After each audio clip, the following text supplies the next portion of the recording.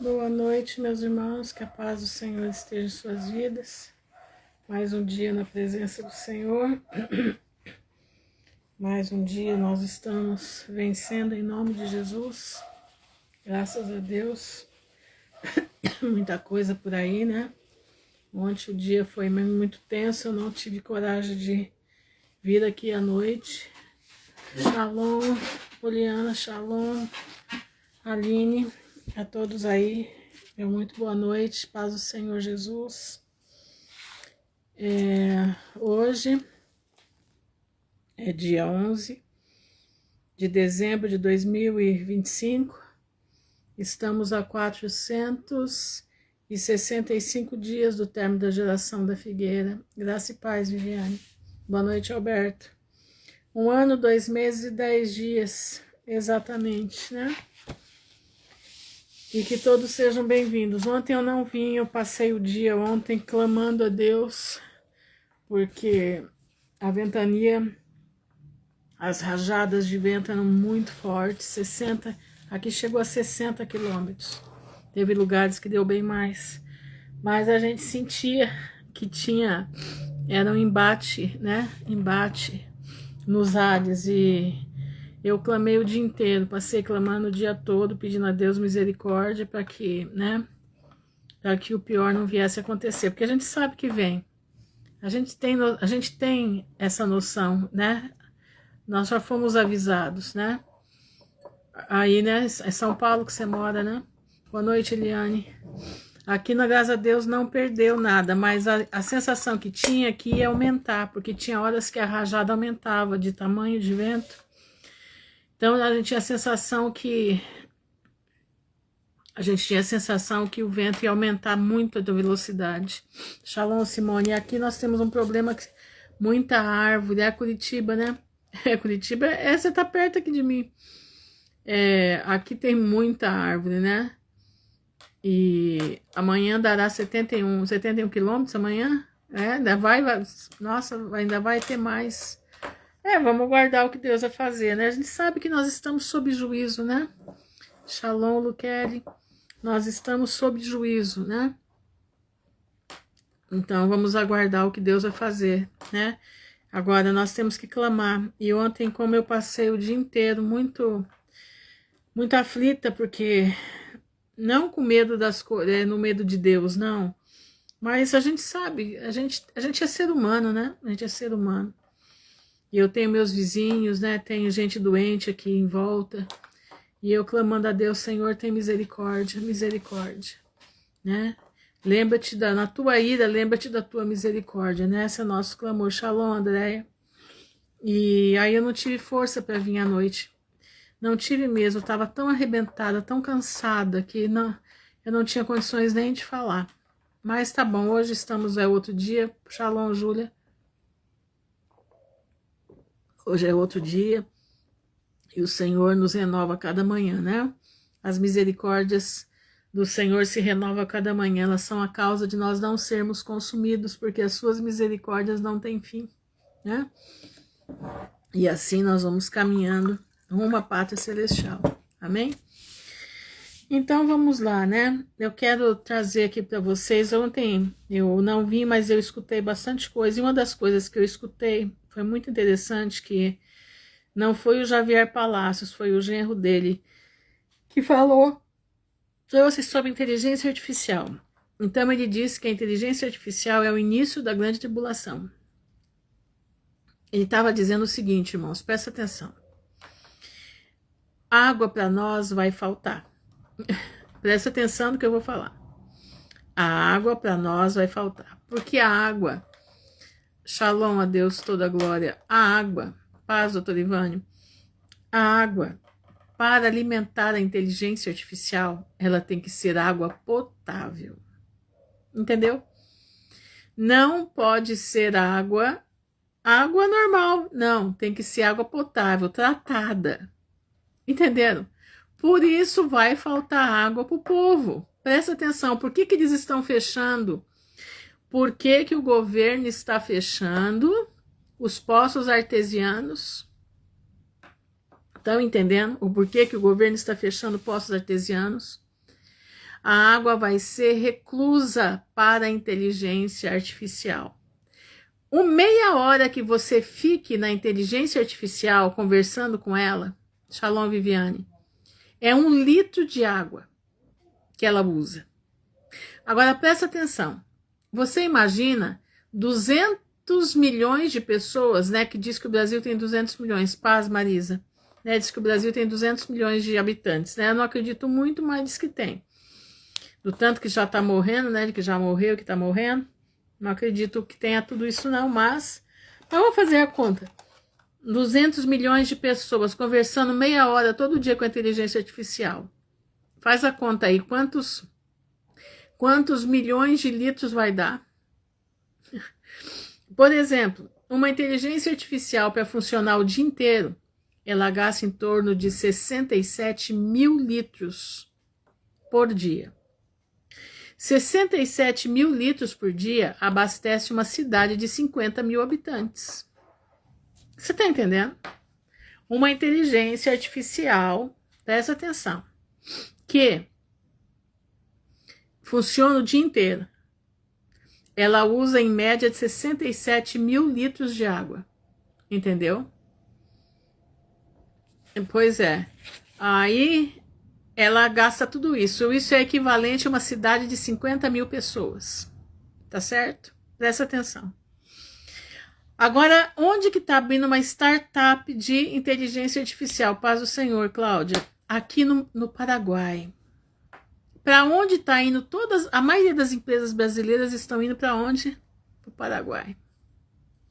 Por que que essa startup de inteligência artificial está abrindo no Paraguai? Por causa da água de Itaipu.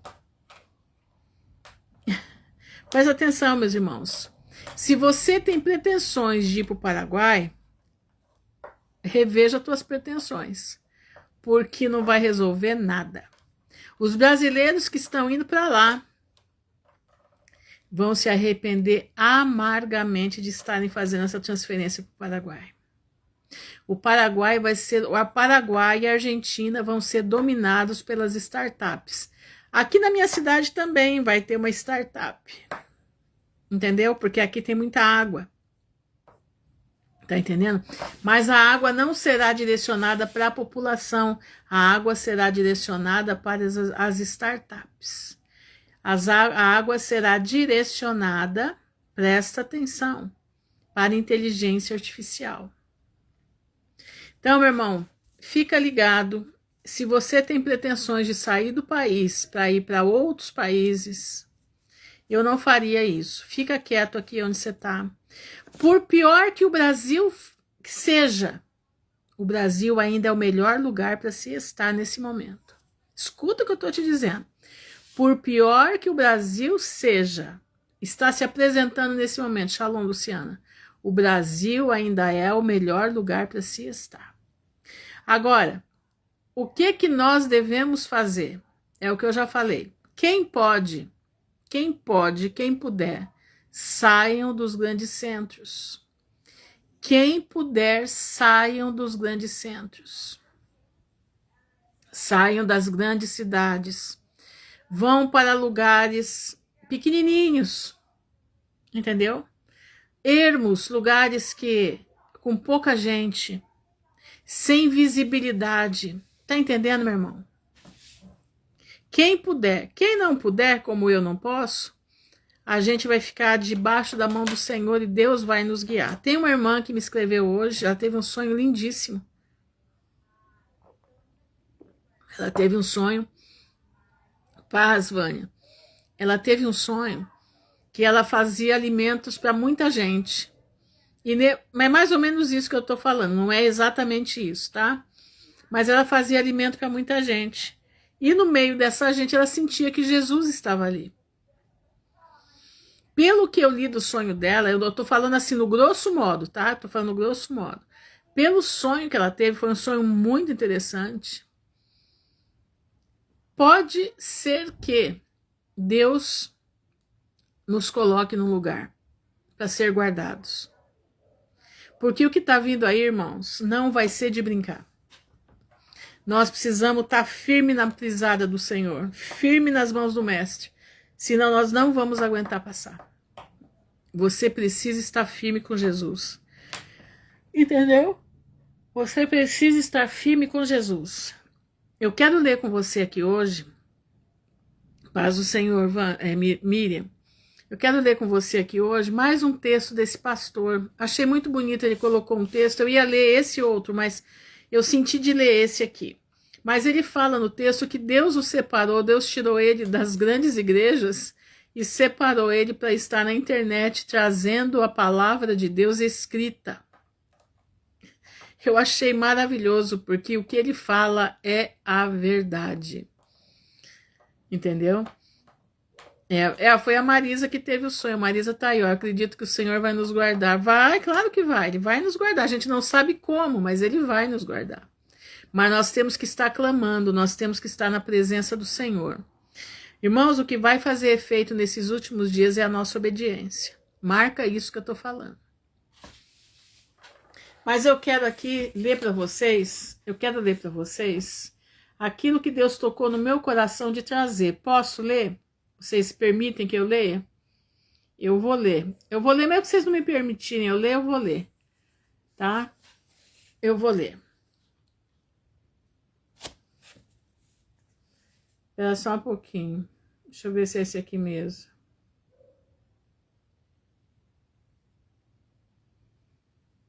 Não, não é esse. Espera aí, não. Pera. Deixa eu só achar aqui, gente. Espera só um minuto. É que toda hora aparece coisa nova dele para mim. Eu tenho que trazer aqui os itens salvos. Espera só um minuto. Deixa eu ver se é esse aqui.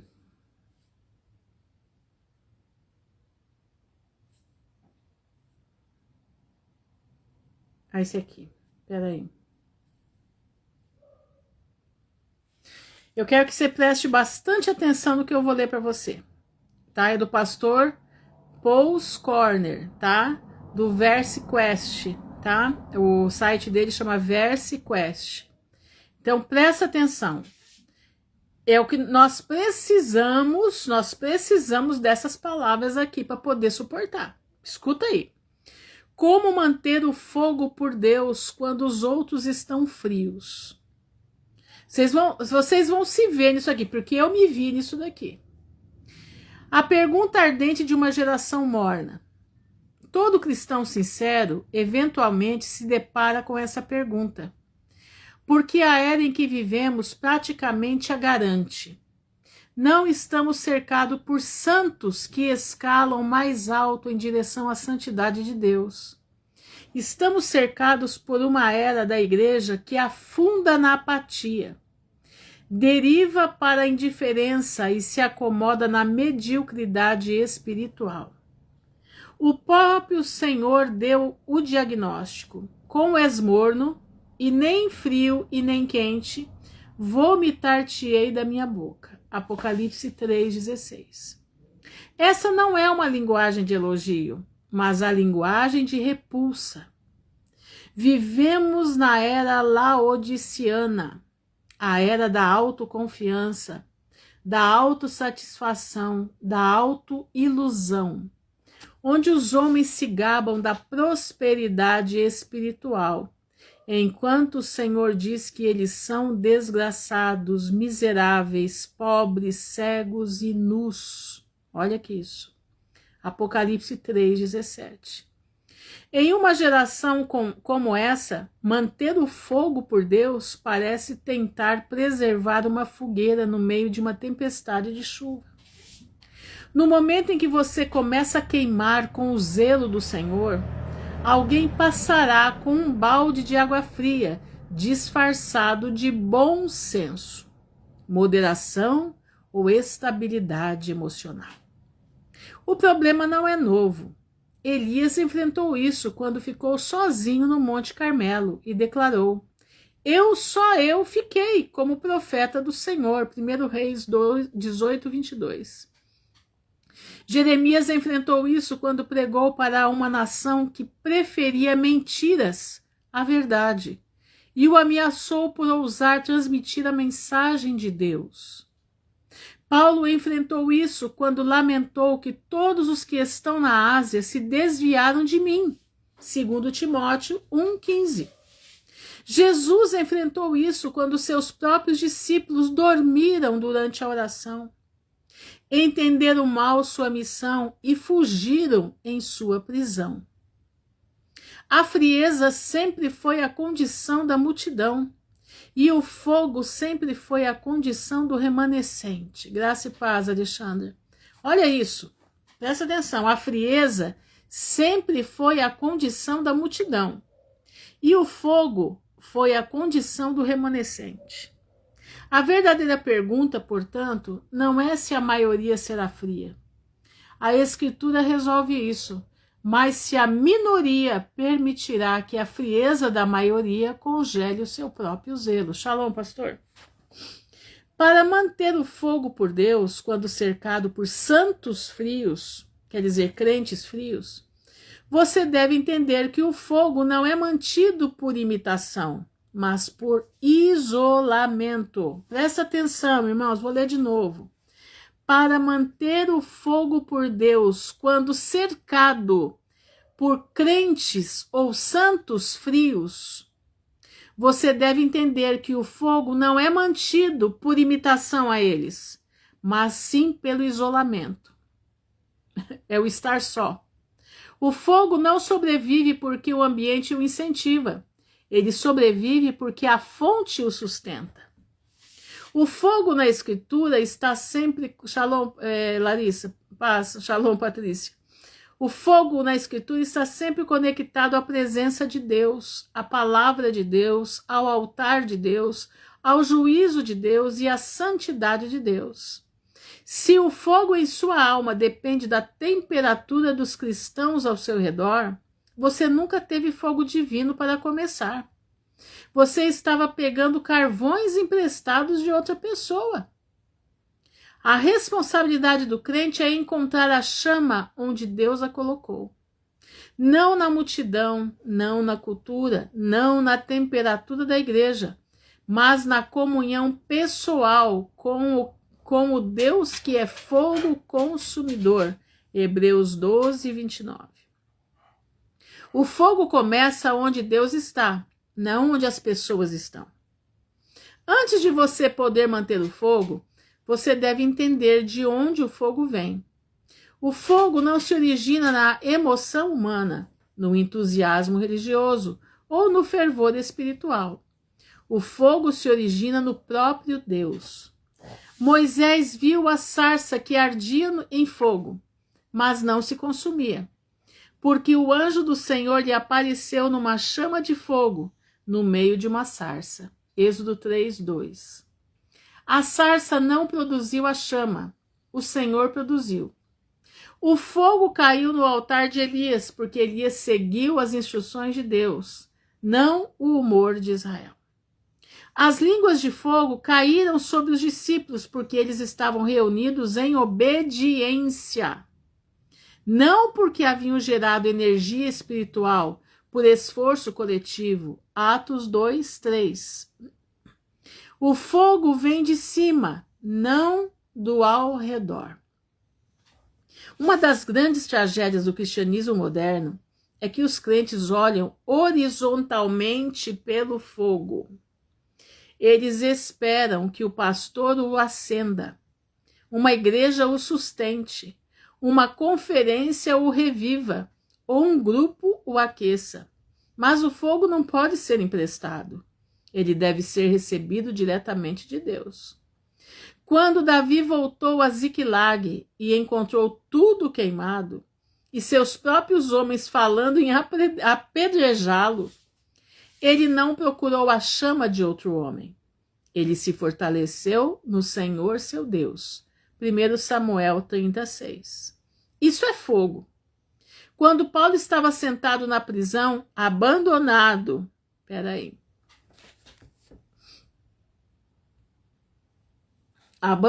por muitos, ele não esperou por apoio, ele escreveu sobre alegria. Isso é fogo. Quando Daniel orou sozinho enquanto a nação comprometia, Ele não esperou por companheiros antes de abrir suas janelas. Isso é fogo. Ele está falando de Daniel, né? Quando ele estava orando sozinho lá, enquanto todo mundo estava querendo pegar ele, né? Lembra da lei que foi feita para colocar ele na cova dos leões? Então, ele foi sozinho. Ele não esperou seus companheiros antes de abrir suas janelas. Ele não se intimidou por ninguém. Ele fez na cara de todo mundo. Ele orou para que todo mundo visse, como sempre fez a vida toda. Isso, irmão, é fogo do Espírito. Se o fogo depende do calor espiritual das pessoas ao seu redor, você esfriará no momento em que elas esfriarem. Se o seu fogo depende do Deus vivo, você queimará mesmo em um deserto congelado. Viu? O primeiro passo para permanecer em fogo é desvincular o seu zelo da temperatura da multidão. Irmão, ter o fogo de Deus requer persistência. Olha aqui, ó. Pare de esperar calor de santos frios. Pare de exigir fogo de maneira úmida. Vá a Deus. Sente-se diante da sua palavra, até que algo se acenda em sua alma. Fique tempo suficiente para que as brasas peguem. O fogo que vem de Deus não pode ser extinto pela frieza dos homens. Seu fogo ofenderá os morenos. Espere por isso, ofenderá os outros, né? Muitos cristãos perdem o seu fogo porque se desencorajam quando crentes mornos criticam. Não entendem ou se opõem ao seu zelo. Os frios ressentem o fogo porque ele expõe a própria condição deles. Santos mornos sempre veem o crente fervoroso como extremista, fanático, desequilibrado ou autojusto. Caim ressentiu o sacrifício de Abel, não porque Abel estava errado, mas porque Abel estava certo. Os irmãos de José odiaram os sonhos dele porque eles revelavam a própria falta de visão espiritual deles. O zelo de Davi ofendeu o irmão mais velho, Eliabe, que confundiu a paixão piedosa com orgulho. 1 Samuel 17, 28. Sempre que você queima, os mornos murmuram que você está tentando se exibir. Eles não conseguem imaginar sem performance, porque os corações deles esqueceram o que significa queimar. Jesus mesmo avisou que a divisão apareceria dentro de famílias e comunidades. Os inimigos do homem serão os da sua própria casa, Mateus 10, 36. No momento em que um cidadão, em que um cristão decide ser sério com Deus, os santos frios, os crentes frios, o rotulam de fanático. Os santos comprometidos o chamam de divisivo. E os santos mornos os chamam de desequilibrado. Por acaso não acontece com você, não? Comigo é direto. Eu sou isso aqui tudo, ó, desequilibrada. O crente que teme essas acusações apagará a própria chama para evitar o conflito. Isso é exatamente o que o diabo quer. Se ele não puder congelá-lo com pecado, ele o congelará com pressão social. Se ele não puder sufocar o seu fogo com a maldade, ele o sufocará com o medo da crítica. Você deve entender algo vital. O seu fogo não é uma repreensão a eles. A frieza deles é um teste para você. Se o seu zelo é genuíno, ele suportará mal-entendidos, oposição e isolamento.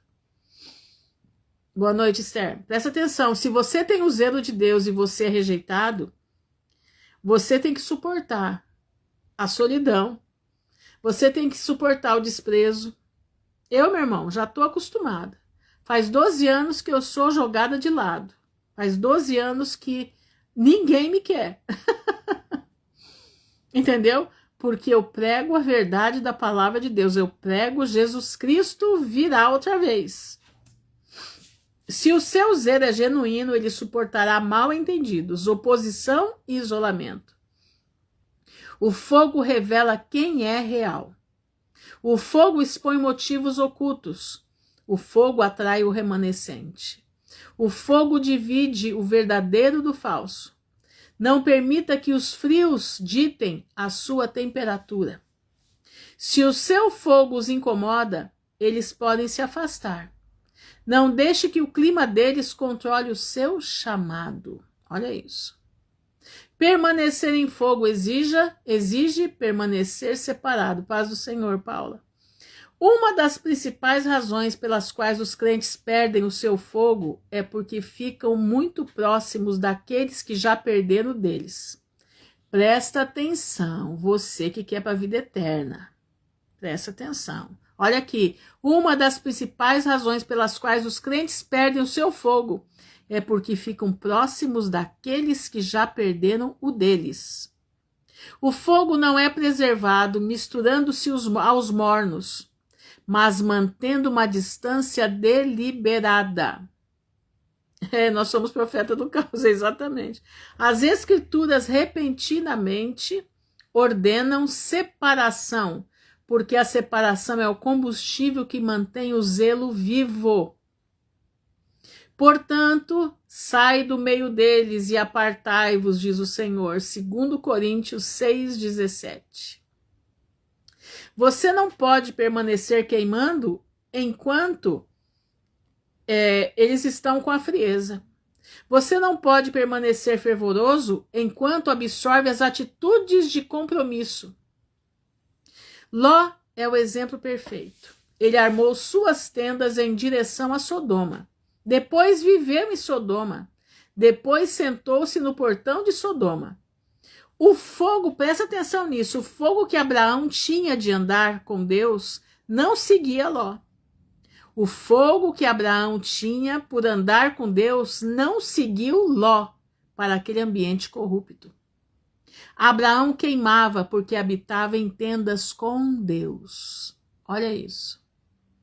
Ló esfriou porque habitava em cidades com pecadores. Irmãos, não é questão de fazer acepção de pessoas, é questão de sentir. Tem pessoas que são crentes, mas infelizmente elas tiram de nós o calor, o fogo do Espírito Santo. E você tem que se apartar dessa gente. Senão você não alcança a vida eterna. Presta atenção. Sansão perdeu o seu fogo porque passou tempo demais no colo de Dalila. Salomão perdeu o seu fogo porque amou mulheres estranhas que desviaram seu coração. O fogo sempre diminui na presença da frieza espiritual, porque a carne imita os arredores muito mais rapidamente do que o espírito. Se você quer permanecer em fogo, você deve guardar as influências que o cercam, você deve guardar as suas amizades, as suas conversas, o seu entretenimento. Olha isso. Isso aqui é muito sério. Seus hábitos e a sua agenda você deve guardar. Shalom, Etienne. Você não pode buscar a chama de Deus enquanto constantemente atravessa as tempestades de chuva da carnalidade. Olha isso.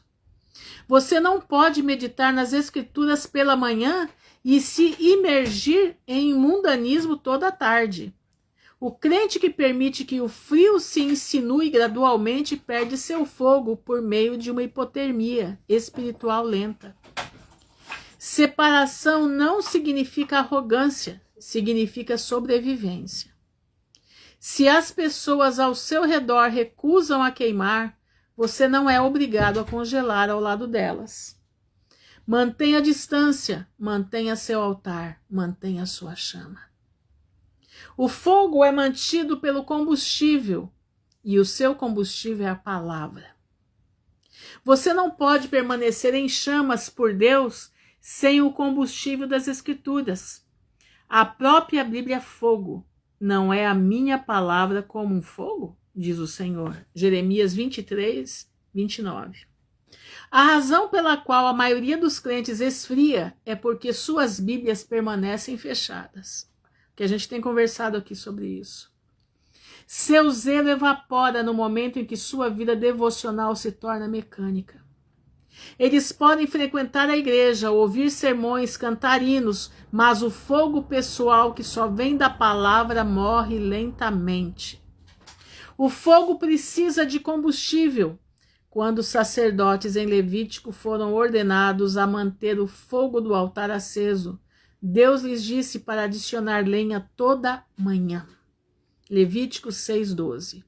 Sem lenha fresca, o fogo se apagaria. Sem escritura fresca, seu zelo enfraquecerá. Se você não lê as escrituras todo dia, principalmente se for pela manhã, você começa a enfraquecer.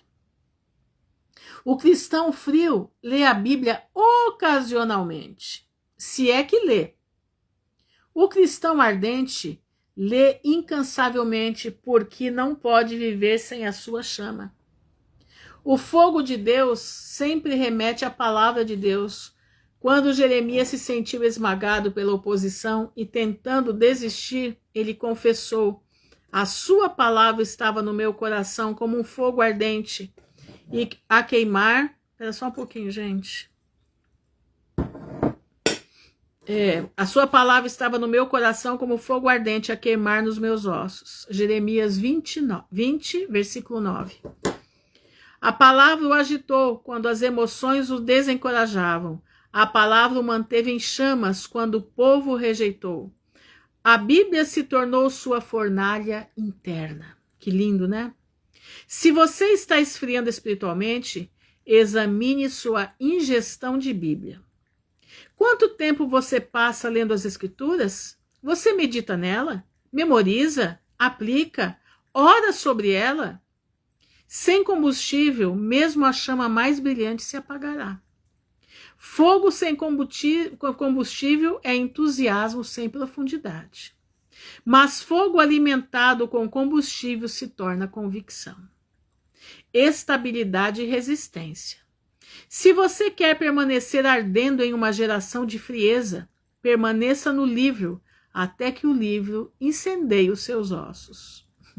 A palavra de Deus, né, incendiando os nossos ossos. A oração é o oxigênio da chama. Se as escrituras são o combustível do fogo, a oração é o oxigênio. Sem oxigênio, o fogo sufoca. Sem oração, o zelo morre. Um cristão, boa noite, Fernanda. Um cristão que lê a Bíblia, mas não ora, torna-se doutrinariamente informado, mas espiritualmente estagnado. Um cristão que ora, mas não lê a Bíblia, torna-se emocionalmente agitado, mas doutrinariamente instável. O fogo requer a combinação de ambos. Jesus manteve uma comunhão perfeita com o Pai, retirando-se para orar sozinho, mesmo quando as multidões o pressionavam. Daniel orava 3 vezes ao dia, mesmo quando a oração era ilegal. Davi orava de manhã, à tarde, ao meio-dia. Salmo 55:17. Paulo orava sem cessar. 1 Tessalonicenses 5:17. A oração mantém o coração quente, terno, alerta e receptível à chamada do Espírito. Cristãos frios não oram porque a oração expõe a sua frieza. Cristãos mornos oram apenas ritualisticamente, porque a oração genuína perturba a sua complacência. Mas cristãos ardentes oram porque a oração é fôlego de sua vida espiritual. Quando um cristão para de orar, ele para de respirar espiritualmente. O fogo morre por asfixia interna. Se você quer permanecer em chamas, deve construir uma vida de oração privada que não dependa de cultos na igreja ou reuniões públicas. Você deve se encontrar com Deus sozinho, derramar seu coração, confessar seus pecados, louvar seu nome, interceder pelos outros e submeter sua vontade. Cristãos sem oração sempre esfriam. Cristãos que oram sempre ardem. Comunhão com as pessoas certas aumenta a chama. Embora seu fogo não possa depender de outros, sua comunhão afeta sua intensidade. As Escrituras advertem que más conversações corrompem os bons costumes, 1 Coríntios 15:33. E ensinam que os crentes devem exortar-se uns aos outros diariamente, Hebreus 3:13. É o que a gente faz aqui, né? A comunhão com os santos ardentes aumenta. Só um minuto, gente. Aumenta sua chama. Comunhão com os santos frios a esfria. Você não precisa de muitos companheiros, você precisa dos companheiros certos. Jonatas fortaleceu a mão de Davi em Deus quando Saul o perseguia. Moisés se beneficiou de Arão e Ur sustentando as suas mãos. Elias encontrou conforto e continuidade quando Deus o lembrou dos 7.000 que não haviam se curvado a Baal. Até Paulo precisava de Timóteo, Tito, Silas, Lucas e Onésimo. O crente que se isola de toda a comunhão piedosa torna-se vulnerável ao desânimo. Mas o crente que se cerca da comunhão certa ganha ímpeto, encorajamento, responsabilidade e fogo mútuo. É o que nós estamos tentando fazer aqui, mesmo que seja online. Nós estamos tentando aquecer a chama dos nossos corações. Se você quer permanecer ardendo, encontre crentes que ardem mais intensamente do que você. Não procure aqueles que bajulam, procure aqueles que afiam. Evite a companhia fria daqueles que zombam do zelo, questionam a convicção ou minimizam a santidade. Escolha companheiros que oram, estudam, servem, testemunham e andam com Deus. A comunhão não é a fonte do fogo, mas é o vento que mantém as brasas brilhando. Presta atenção. Servir a Deus intensifica a chama. Um crente ocioso eventualmente esfria. O fogo espiritual prospera quando usado. Quando você obedece a Deus, testemunha aos pecadores, serve aos santos, ensina as Escrituras, ajuda os fracos e segue a orientação de Deus. O fogo cresce porque você exercita a própria vida que Deus colocou em você. Tá entendendo? Olha aqui. Paulo disse a Timóteo para avivar o dom de Deus, 2 Timóteo 1,6. O que significa que o fogo espiritual não é mantido por observação passiva, mas por participação ativa. O fogo cresce mais quente quando agitado, mas cinzas se formam quando negligenciado. Cristãos frios frequentemente mantêm sua frieza ao se recusarem a servir. Eles culpam seu ambiente, igreja, circunstância, mas a verdadeira razão é que estão sedentários espiritualmente. Um crente que não faz nada com o que Deus lhe deu não deve se surpreender quando esfria. O zelo aumenta pela obediência. Olha aqui que a gente fala sempre, obediência. O zelo aumenta pela obediência. O fogo cresce pela ação. Se você quer permanecer em chamas, faça algo por Deus. Faça isso de forma consciente, sacrificial, fiel e alegre. Não espere por condições ideais. Sirva agora. Sirva onde você está. Sirva com o que você tem. O fogo vive no movimento. A frieza se instala na estagnação. Espere estações de solidão e o fogo o torna diferente. Um dos maiores testes do fogo espiritual é a solidão que ele cria. Olha isso. Cristãos ardentes sempre se sentem deslocados entre os mornos porque a diferença de temperatura causa desconforto. Quanto mais você arde, mais você expõe o frio. Quanto mais eles esfriam, mais seu fogo parece ofensivo. O fogo isola não porque é orgulhoso, mas porque é raro. Elias se sentiu sozinho. Jeremias se sentiu sozinho. Davi se sentiu sozinho. Paulo se sentiu sozinho. O próprio Jesus foi abandonado no Getsêmani. Você deve aceitar essa realidade. O fogo espiritual o tornará diferente. Ele o fará mal compreendido. Ele o fará criticado. Ele o fará se destacar quando você preferir se misturar. Se você anseia por aceitação, seu fogo morrerá. Se você anseia por Deus, seu fogo prosperará. Boa noite, Valéria. A solidão não é um sinal de que algo está errado com seu fogo.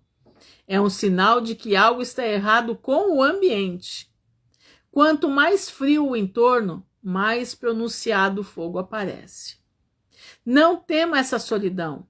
Deixe que ela o empurre para mais perto de Deus, não para mais perto do compromisso. Paz do Senhor, Berenice. O verdadeiro segredo: o fogo não é mantido por esforço, mas por rendição. Cristãos frequentemente perdem seu fogo porque tentam mantê-lo por autodisciplina, esforço emocional ou pura determinação. Mas o fogo não sobrevive dessa forma. O fogo sobrevive pela rendição ao Espírito. Efésios 5:18. O que não é um ato de esforço, mas um ato de submissão. O Espírito supre o fogo porque ele mesmo é a chama. Quando o crente anda no Espírito, estuda no Espírito, ora no Espírito, serve no Espírito, se rende ao Espírito, e a chama arde sem esforço. O fogo não se esforça para queimar. Ele queima porque é fogo. Os cristãos perdem seu fogo quando se afastam do Espírito. Já estou terminando, gente. Se afastam do Espírito, liderando e escorregando de volta para a inércia da carne. O cristão frio é autogerido, autopropulsado e autodigerido.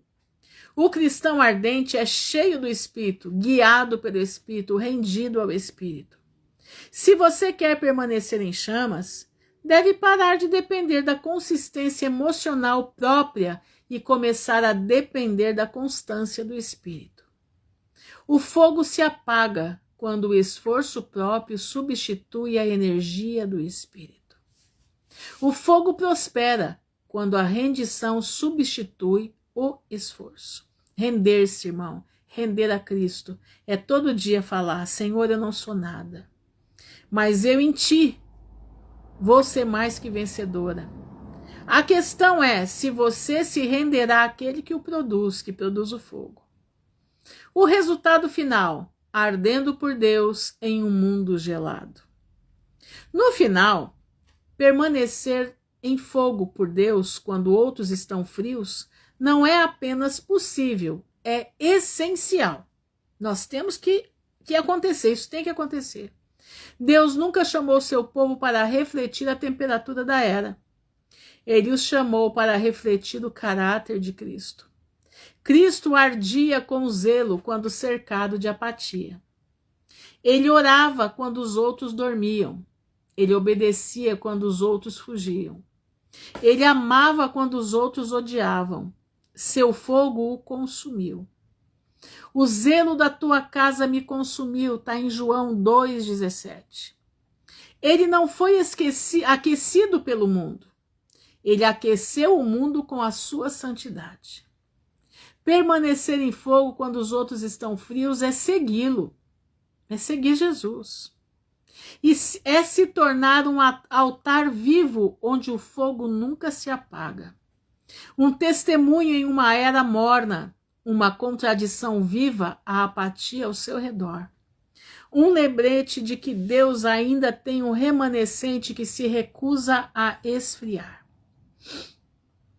Sua responsabilidade não é mudar o clima de toda uma geração. Sua responsabilidade é proteger a chama que Deus colocou em sua própria alma.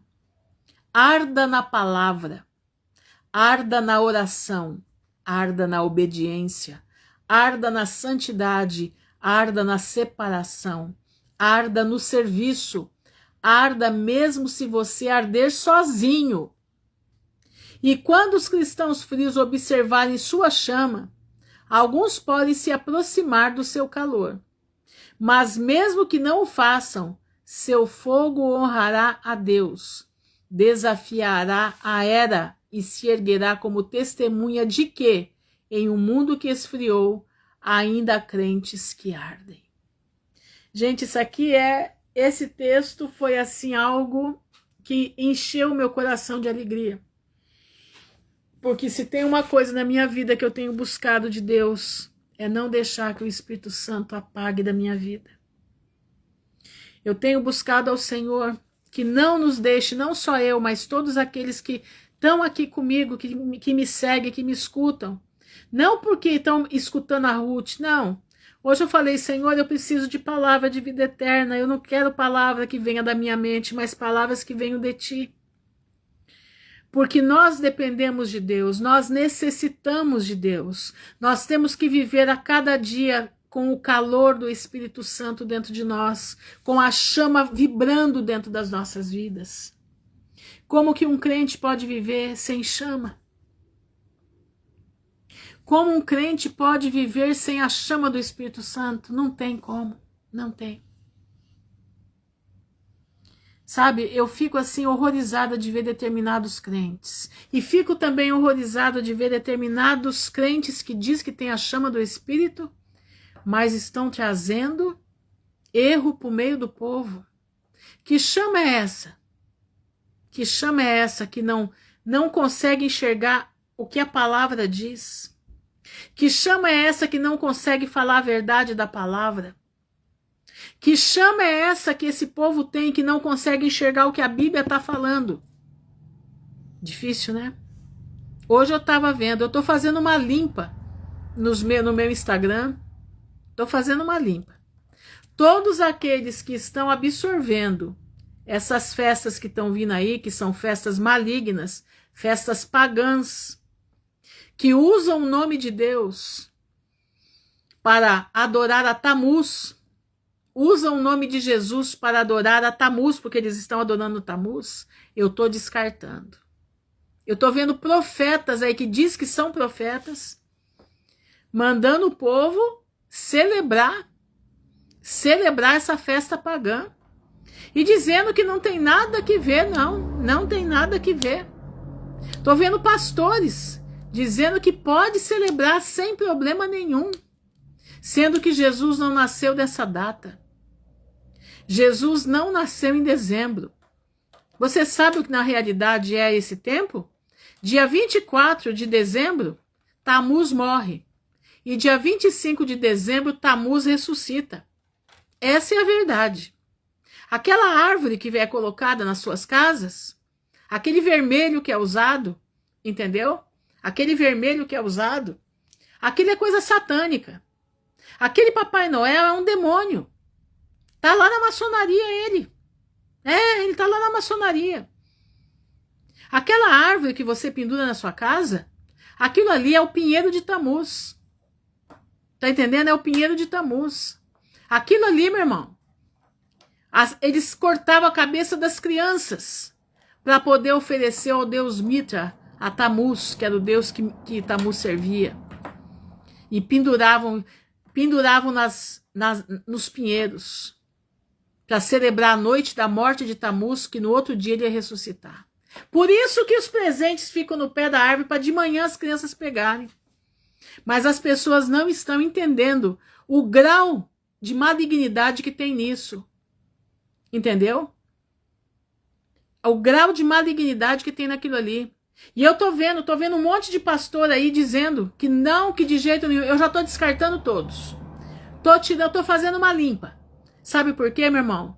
Porque eu não posso deixar que a chama do meu Deus, a chama da volta de Cristo, apague da minha vida. Eu não vou deixar que essas festas pagãs acabem com a minha vida. Eu não vou deixar.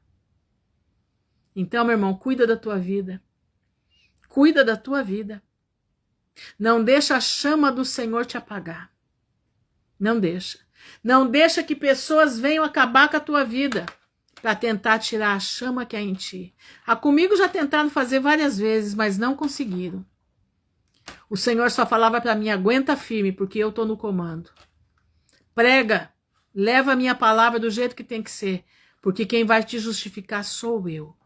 E eu tô aqui, todo dia, vaso quebrado, toda manhã eu me coloco lá na roda do oleiro. Senhor, me refaz de novo, porque eu sou um vaso imperfeito, quebrado.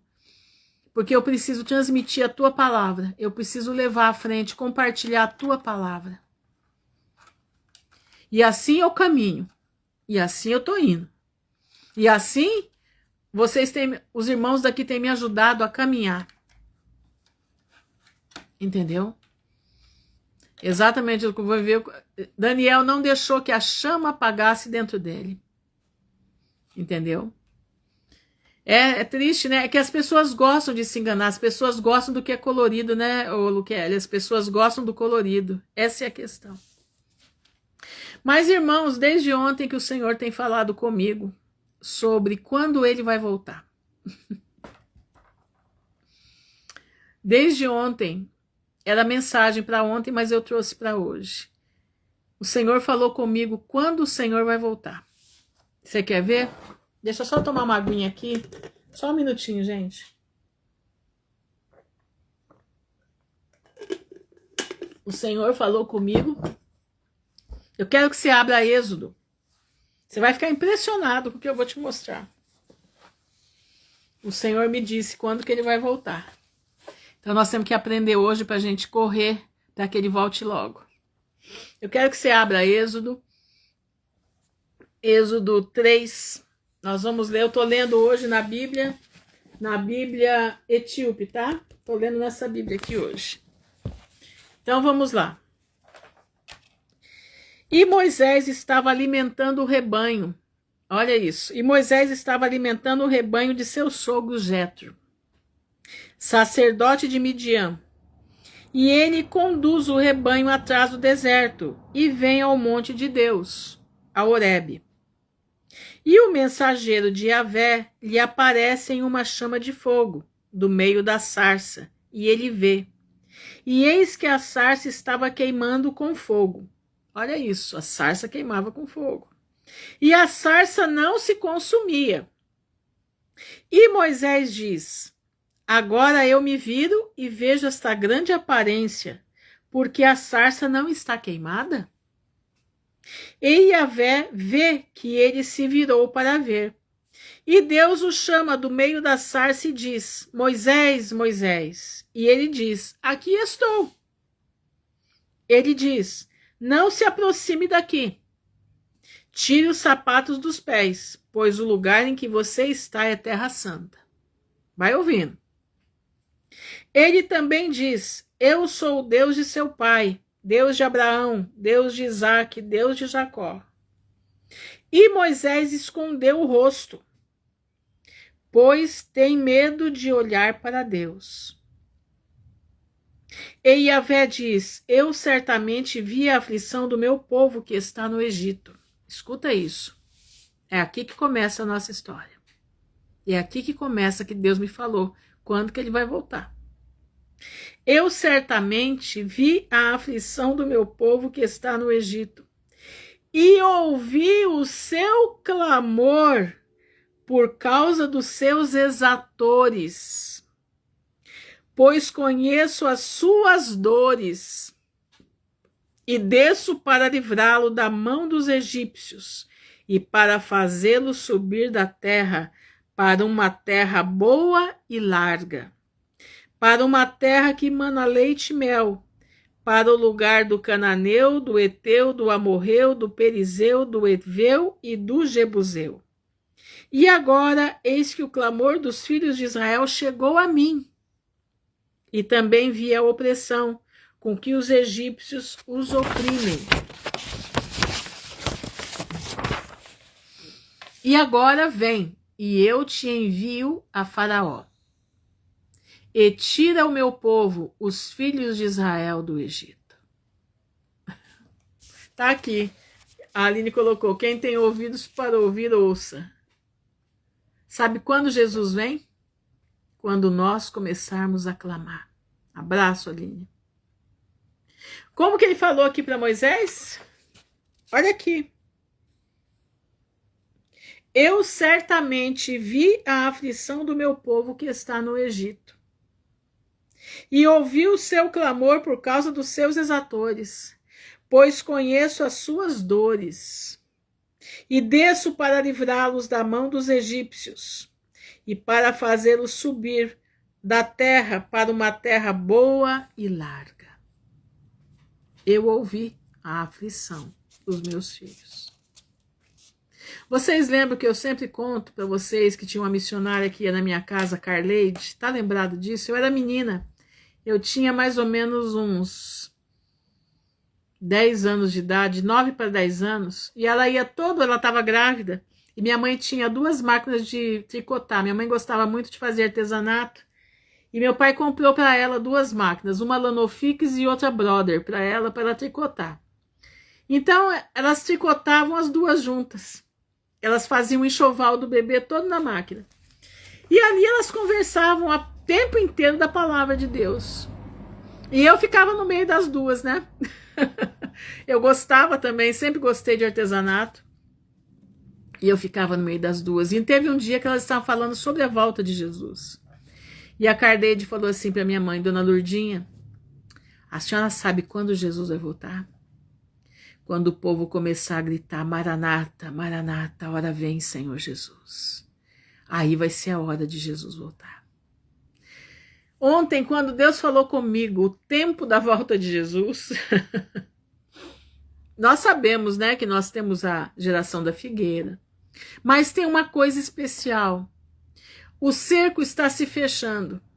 Eu não sei se vocês viram, o pai e o filho que foram mortos aqui no sul do país, aqui no Paraná. O vizinho tinha raiva da família porque a família era crente. E ele foi e matou o pai e o filho. Ele passou o dia inteiro fazendo teste para não errar a pontaria. Ele passou o dia inteiro atirando em latinha de Coca-Cola para treinar a pontaria para poder matar a família. Para poder matar a família de crentes. Você acha que isso é normal? Você acha que a perseguição não chegou no Brasil ainda? Ela está caminhando a passos não pequenos. Agora ela já começa a caminhar a passos largos. Nós vimos aí, né, o áudio, né? O áudio de um grande aí, né, que tá ferrado por todos os lados, mas o áudio dele é para acabar com o povo de Deus. Para acabar com aqueles que professam que Jesus Cristo é o rei. Ele é rei de reis, senhor de senhores, senhor dos exércitos. Ele cita tudo isso. Não é verdade? Vocês acham que a perseguição não começou ainda? Já começou, irmãos. Já começou. Ela só vai ficar aparente. Ela vai ficar translúcida. Nós vamos sentir na pele. O povo de Deus precisa clamar. O povo de Deus está na hora de falar, Senhor Jesus, vem logo. Maranata, a hora vem, Senhor Jesus. É nesse momento, irmãos, que Jesus vai vir. Você está achando que o povo da Nigéria não está clamando? Você está achando que o povo da Índia não está clamando? Você está achando que o povo árabe não está clamando? Hoje eu vi, né? A filha do chefe do Hamas se converteu. Imagina isso. A filha do chefe do Hamas se converteu.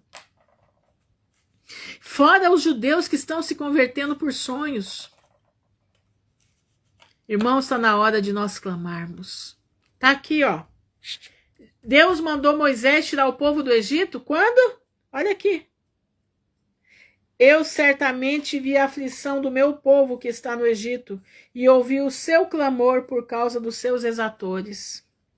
Pois conheço as suas dores e desço para livrá-los da mão dos egípcios. Desço. Jesus está descendo. Jesus está descendo para nos livrar, mas nós precisamos clamar. Se a chama de Deus está na tua vida, se a chama de Deus... e Príncipe de Dubai também se converteu, eu vi. Se a chama do Espírito Santo está no teu coração, meu irmão, Se queima o teu coração, você precisa gritar: Maranata, a hora vem, Senhor Jesus. Entra no teu carro, fecha os vidros e grita: Maranata, hora vem, Senhor Jesus. Quando eu estava passando por aquela situação terrível que eu já contei para vocês, eu fechava as janelas do carro. Quando eu levava minhas filhas para o colégio, na volta eu fechava as janelas do carro e eu gritava dentro do carro: Senhor Jesus, filho de Davi, tem misericórdia de mim. Eu gritava. Jesus, filho de Davi, tem misericórdia de mim. Hoje, se tivesse um carro, eu fechava a janela, nem fechava, deixava aberta. Com a coragem que eu tenho hoje, meu irmão. Deixava aberta e dizia: Maranata, a hora vem, Senhor Jesus. Tá na hora do povo de Deus gritar. Tá na hora do povo de Deus clamar. Porque Deus já está chamando os últimos para fazer parte do reino de Deus. Os últimos, tem um número certo que vai fazer parte. Já está sendo chamado os últimos. Não perca a tua coroa. Não perca a chama que há em ti. Não perca, meu irmão. Não perca. Jesus está vindo aí. Jesus está vindo aí. Eu quero sentir o poder. Eu quero sentir o poder da transformação do corpo nos ares. Vai ser a coisa mais linda do mundo. Vai ser a coisa mais maravilhosa. Que essa chama não se apague do teu coração. Que essa chama não saia de ti. Vamos orar. Senhor, nosso Deus e nosso Pai, nós estamos diante da tua presença, te louvando, te bendizendo, te agradecendo, Senhor, porque tu és um Deus de misericórdia, Deus de poder, de graça e justiça. Tu és um Deus que cuida do teu povo. Tu és um Deus, Pai, que nos deu as redes sociais, apesar de ser uma coisa fabricada, né, por alguém que usurpou esse mundo de ti. Mas eu te agradeço todos os dias por essa rede social, porque através dela nós podemos ter contato com vários irmãos que muitas das vezes nós não temos o acesso ao nosso lado. Irmãos que estão na mesma posição que a gente, buscando o mesmo que nós estamos buscando. Chama do Espírito Santo, aquecimento do corpo, aquecimento da chama que há em nós, a chama que arde pela volta de Jesus. E eu te peço, Senhor, em nome de Jesus, nos ajuda, nos abençoa. Nos dá sabedoria para andar, Pai, nesse mundo. Nos dá sabedoria para estar juntos, Pai. Nos dá sabedoria para entender a tua palavra. Nos dá sabedoria para estar contigo. Vem ser conosco, Pai. Vem nos ajudar. Senhor, eu te peço por cada vida que está aqui. Cada vida que busca a tua presença. Que com coração sincero está diante de ti. Que cada dia mais possam ter forças para estar junto da tua presença, junto de ti. Agarrado nas tuas vestes. Pai, que nós possamos, Senhor, juntos entrarmos na glória eterna. Entrarmos, Senhor, pelos portões celestiais. Que nós possamos nos encontrar ali. E se for da tua vontade, como o sonho da Marisa, que o Senhor nos junte antes da volta de Jesus, na terra arrasada, que eu sei que vai ser arrasada. Eu sei que vai ser. Porque o Senhor já mostrou. E as coisas já estão acontecendo. As coisas já estão acontecendo. E eu creio que o Senhor vai nos guardar nessa terra arrasada. E ali nós poderemos juntos adorar o teu nome antes da tua vinda. Adorarmos juntos, ao vivo e a cores. E com os teus anjos fazendo companhia a nós, nos guardando da serpente maligna, nos guardando do dragão de Apocalipse 12, porque ele vai fazer guerra aos judeus e não vai conseguir, porque Deus vai guardar e vai fazer guerra ao remanescente que somos nós.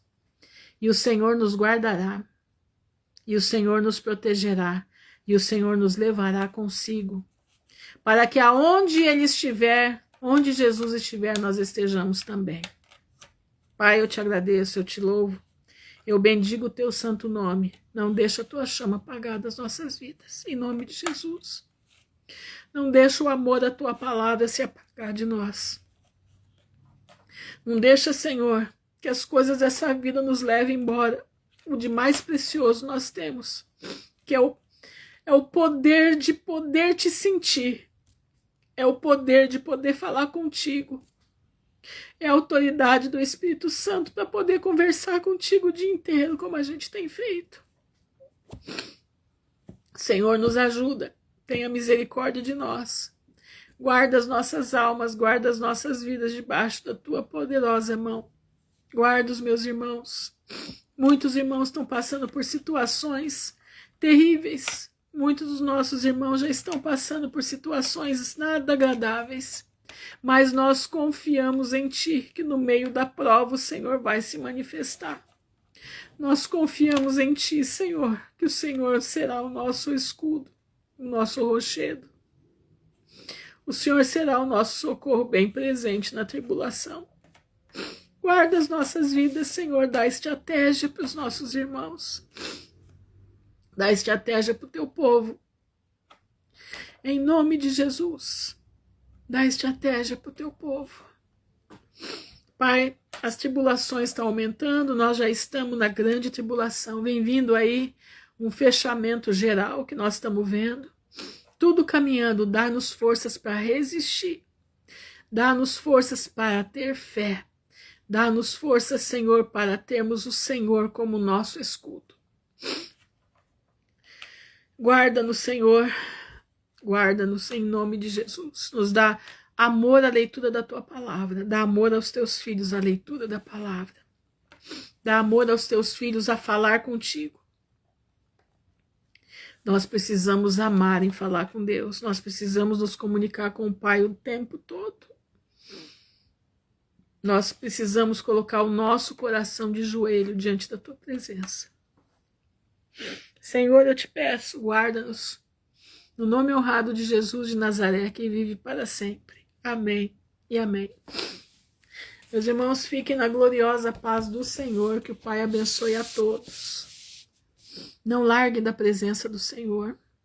Se a tua chama está apagando, faz ela reavivar. Como que eu vou fazer? Ora, busca o Senhor. Viva mais sozinho. Não viva mais com muita gente em volta de você. Não perca a comunhão do Senhor na tua vida. Não deixa você se distrair. Não deixe se distrair. Fica firme, se agarra na presença do Pai, porque nós vamos precisar. Você quer a vida eterna? Eu quero. E para ter a vida eterna, nós precisamos estar agarrados nas vestes de Jesus.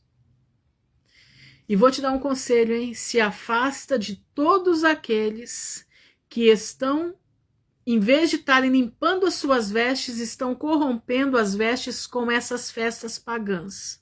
Escuta o que eu estou dizendo.